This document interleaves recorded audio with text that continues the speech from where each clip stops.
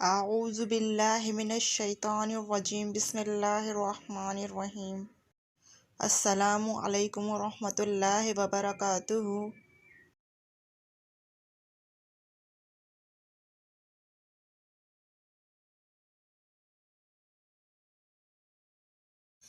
آج کا ہمارا عنوان ہے غیاث الدین محمد بلبن۔ تو آئیے چلتے ہیں ویڈیو کی جانب۔ غیاث الدین بلبن۔ غیاث الدین آخری شمسی سلطان ناصر الدین محمود کا ولی عہد تھا۔ ان کا اصل نام بہاؤالدین تھا۔ وہ الباری ترک تھا۔ جب وہ جوان تھا تو اسے منگولوں نے پکڑ لیا، اسے غزنی لے جایا گیا اور بصرہ کے خواجہ جمال الدین ایک صوفی کو بیچ دیا گیا۔ 1232 میں دوسرے غلاموں کے ساتھ دہلی لے آئے اور اس کو التمش نے خرید لیا۔ بلبن کا تعلق التمش کے 40 ترک غلاموں کے مشہور گروہ یعنی امرا چہلگانی سے تھا۔ غیاث نے کئی فتوحات کی، جن میں سے بعض میں بطور وزیر اس نے میوات کو شکست دی، جس نے دہلی کو ہراساں کیا اور بنگال کو دوبارہ فتح کیا۔ تمام کامیابی کے ساتھ منگول خطرے کا سامنا کرتے ہوئے ایک ایسی جدوجہد میں اس کے بیٹے اور وارث کی جان پڑی۔ صرف چند فوجی کامیابیوں کے باوجود بلبن نے سول اور ملٹری لائنوں میں اصلاحات کی، جس سے اسے ایک مستحکم اور خوشحال حکومت ملی۔ خون اور لوہا۔ بلبن کو قرون وسطیٰ سے پہلے کے ہندوستان کے سلطانوں میں اعلیٰ مقام حاصل تھا۔ بلبن تقریباً 40 سال تک اقتدار میں رہا، 20 سال سلطان کے نائب اور 20 سال دہلی کے سلطان کے طور پر۔ اس کا مقصد مہم جوئی نہیں بلکہ شیر خوار ترک سلطنت کو مستحکم کرنا تھا۔ اس نے تاج کی شان و شوکت، طاقت اور وقار کو بڑھایا اور لوگوں، امراء اور امیروں کو اطاعت پر مجبور کیا، اور سلطنت کے رئیس اس کی اجازت کے بغیر کچھ کرنے کی پوزیشن میں نہیں تھے۔ اس نے اپنے مقصد کے حصول کے لیے خون اور لوہا کی پالیسی اپنائی۔ بلبن کی اصلاحات۔ بلبن کے دور میں ہندوستان اندرونی اور بیرونی دشمنوں سے دوچار تھا۔ دہلی سلطنت کی کمزوری کی وجہ سے منگولوں نے ہندوستان کے شمال مغربی سرحد پر مسلسل حملہ کیا تھا۔ اصلاحات کے ذریعے فوج کو روایتی نقائص سے نجات دلائی اور اسے تربیت اور نظم و ضبط سے کافی طاقتور بنایا۔ فوج اور جاسوسی نظام قائم کیا۔ اس کا مقصد فتوحات حاصل کرنا نہیں بلکہ سلطنت کو مستحکم کرنا تھا۔ امراء پر کنٹرول۔ اپنے پیشرو کے دور حکومت میں ولی عہد کی طاقت اور وقار کم ہو گیا تھا اور انتظامیہ میں سستی پھیل گئی تھی۔ اس نے سب کچھ ٹھیک کر دیا اور امراء اور امیروں پر کنٹرول قائم کیا۔ اس نے نااہل افسران کو سزا دی اور ذہین اور لائق لوگوں کو بھرپور انعامات سے نوازا۔ انہوں نے عوام کو انصاف فراہم کیا۔ ان کی معاشی پالیسیاں قابل تعریف تھیں۔ شاہی خزانے کو ان سے مالا مال کیا گیا۔ اس نے سیاست میں علماء کرام کی طاقت کو کم کیا اور انتظامیہ اور فوج میں اعلیٰ ذات کے لوگوں کو مقرر کیا۔ اس نے سماجی اخلاقیات کی نشو و نما کے لیے شراب نوشی کی ممانعت کی، لیکن وہ تعمیری ذہین نہیں تھے۔ قابل اور تجربہ کار لوگوں کو منصب دینا۔ بلبن ہمیشہ سلطنت کے اہم امور قابل اور موزوں افراد کے سپرد کرتا تھا۔ نااہل لوگ اس کے دربار کے قریب سے بھی نہیں گزر سکتے تھے۔ اسے جب لوگوں کی قابلیت، ایمانداری، معقولیت، پرہیزگاری اور پختہ کاری کا تجربہ و اندازہ نہ ہو جاتا تھا، وہ اس وقت تک کوئی اہم کام ان کے سپرد نہیں کرتا تھا۔ ان صفات کے ساتھ ساتھ اسے اپنے نابین کی اعلیٰ خاندانی اور شرافت نسبی کا بھی بہت خیال رہتا تھا۔ اس کے مقرر کردہ اعمال اور صوبے داروں میں گھٹیا فطرت اور پست طبیعت لوگوں کے لیے کوئی گنجائش نہیں تھی۔ اگر اس کے اپنے کسی صوبہ دار کی بددیانتی کا کوئی ثبوت مل جاتا تو فوراً اس کو اس کے عہدے سے برخاست کر دیتا۔ عدل و انصاف۔ غیاث الدین بلبن کے ایک معتبر غلام ہیبت خان نے، جو اودھ کا حاکم تھا، سرمستی کے عالم میں ایک شخص کو ہلاک کر دیا۔ مقتول کی بیوی اس کے پاس فریاد لے کر آئی۔ غیاث الدین نے ہیبت خان کو 500 درے لگوائے۔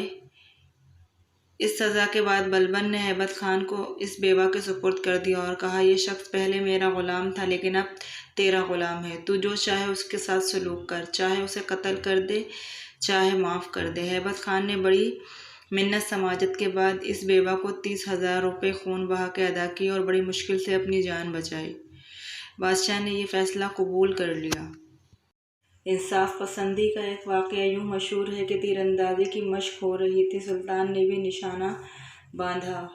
ناگہاں ایک تیر تربیتی احاطے سے باہر سے گزرتے ہوئے کسی بچے کو لگا، جو موقع پر ہی جاں بحق ہو گیا۔ بچے کی ماں قاضی شہر کے پاس چلی گئی اور ازروئے قانون شریعت داد رسی چاہی۔ قاضی نے سلطان کو طلب کر لیا اور ایک درہ مستند قزح کے نیچے چھپا کر رکھ دیا۔ سلطان نے حکم کی تعمیل کی اور ایک چھوٹی سی تلوار بغل میں چھپا کر قاضی کے سامنے پیش ہو گیا۔ سلطان غیاث الدین پر قتل کا جرم ثابت ہو گیا اور اسے قصاص میں قتل کروانے کا حکم جاری ہوتا ہے۔ سلطان ایک لاچار مظلوم کی حیثیت سے کھڑا تھا۔ سب کو لگا کہ سلطان اب تھوڑی دیر کا مہمان ہے اور جرم کی پاداش میں اس پر حد شرعی لاگو ہونے والی ہے۔ یکایک خاتون نے خون بہا کے عوض سلطان کو موت کے بے رحم شکنجے سے چھڑانے کا فیصلہ کیا۔ سلطان نے بغل میں چھپائی ہوئی تلوار نکالی اور بولا، قاضی صاحب، اگر آپ قانون شریعت کی سرمو خلاف ورزی کرتے تو میں اس تلوار سے آپ کی گردن اڑا لیتا۔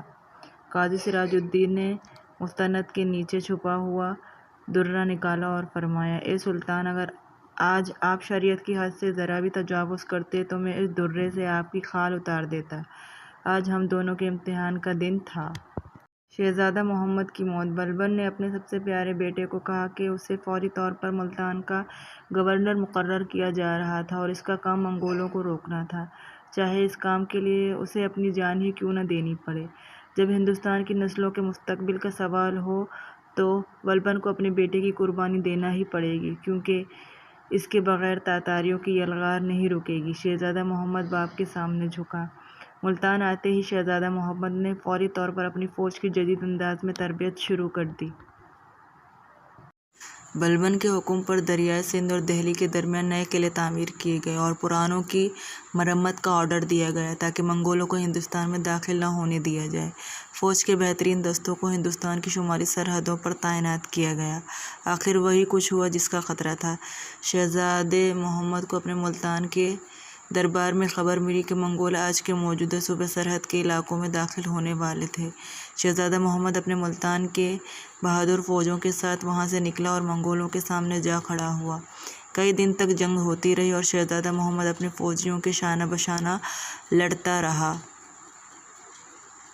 اس جنگ میں وہ شدید زخمی ہوا، لیکن اسے اپنے باپ کی عزت کا بہت خیال تھا، لہٰذا جب تک منگولوں کو شکست نہیں ہوئی وہ اپنے گھوڑے پر سوار ہو کر اپنی فوجیوں کی ہمت بڑھاتا رہا۔ جب وہ اپنے خیمے میں آخری سانسیں لے رہا تھا تو اسے یہ خبر دی گئی کہ منگولوں کو شکست ہو گئی ہے۔ شہزادہ محمد مسکرایا اور ہمیشہ کے لیے خاموش ہو گیا۔ بلبن کی موت۔ جب یہ خبر بلبن تک پہنچی تو وہ اس صدمے سے کبھی نہ نکل سکا۔ اس نے اپنے بیٹے کی قربانی دے کر تاتاریوں کو ہندوستان کے لوگوں کی کھوپڑیوں کے مینار تعمیر کرنے سے روک لیا تھا۔ بلبن کی جان اپنے اس بیٹے میں تھی اور وہ اسی غم میں کچھ دن بعد فوت ہو گیا۔ مقبرہ۔ غیاث الدین بلبن کا مقبرہ مہر والی، نئی دہلی، ہندوستان میں واقع ہے۔ تقریباً 1287 میں ملبے کی چنائی میں تعمیر کیا گیا مقبرہ ہند اسلامی فن تعمیر کی ترقی میں ایک تاریخی اہمیت کی حامل عمارت ہے، کیونکہ یہیں سے ہندوستان میں پہلی اسلامی محراب کا آغاز ہوتا ہے اور بہت سے لوگوں کے مطابق پہلا اسلامی گنبد بھی یہی ہے، جو اب باقی نہیں رہا۔ بلبن کا مقبرہ 20ویں صدی کے وسط میں دریافت ہوا تھا۔ تبصرہ: تقابلی طور پر وہ دہلی سلطنت کے دوسرے حکمرانوں سے کم جنونی تھا، تاہم وہ ہندوستانی مسلمانوں، شیعوں اور ہندوؤں کے لیے نفرت کے جذبات رکھتے تھے۔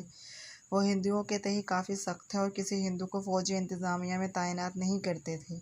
بلبن ایک کٹر سنی مسلمان تھا۔ اس نے اپنی زندگی اسلام کے اصولوں کے مطابق گزارنے کی کوشش کی اور زندگی کی آسائشوں سے ہمیشہ دور رکھا۔ اس نے باقاعدگی سے نمازیں ادا کیں اور اپنے فرائض دیانتداری سے ادا کیے۔ وہ ہندوؤں کے تئیں قدرے جنونی اور عدم برداشت کا شکار تھے۔ پروفیسر حبیب اللہ کا ذکر ہے کہ انہوں نے ہندوستانی مسلمانوں کے خلاف آپریشن نہیں کیا اور اس طرح ترکوں اور ہندوستانی مسلمانوں کے درمیان خلیج پیدا کر دی۔ اسی طرح ڈاکٹر کے اے نظامی نے ان کے تمام نقائص کی نشاندہی کی ہے۔ ترک نسل کی بالادستی قائم کرنے کی اس کی پالیسی دہلی سلطنت کے لیے کوئی فائدہ مند ثابت نہیں ہوئی، بلکہ انتظامیہ کو نقصان پہنچا۔ خلجیوں نے بلبن کی موت کے 3 سال بعد دہلی کے تخت پر قبضہ کر لیا۔ اس نے بلبن کے انتظامی نظام کی کمزوری کو واضح طور پر ظاہر کیا۔ اپنی کمزوریوں اور نقائص کے باوجود بلبن اپنی پالیسیوں اور کاموں کی وجہ سے دہلی سلطنت کے عظیم ترین سلطانوں میں شمار ہونے کا مستحق ہے۔ بقول ڈاکٹر ایشوری پرساد، لیکن بلبن کی طاقت اور توانائی کے لیے دہلی کی سلطنت اندرونی بغاوتوں اور بیرونی حملوں کے جھٹکے سے مشکل سے بچ گئی۔ اگر آپ کو ہماری یہ ویڈیو اچھی لگے تو پلیز لائک، شیئر اور کمنٹ کرنا مت بھولیے گا، اور ہماری مزید ویڈیوز دیکھنے کے لیے سبسکرائب کے بٹن پر کلک کیجیے۔ شکریہ۔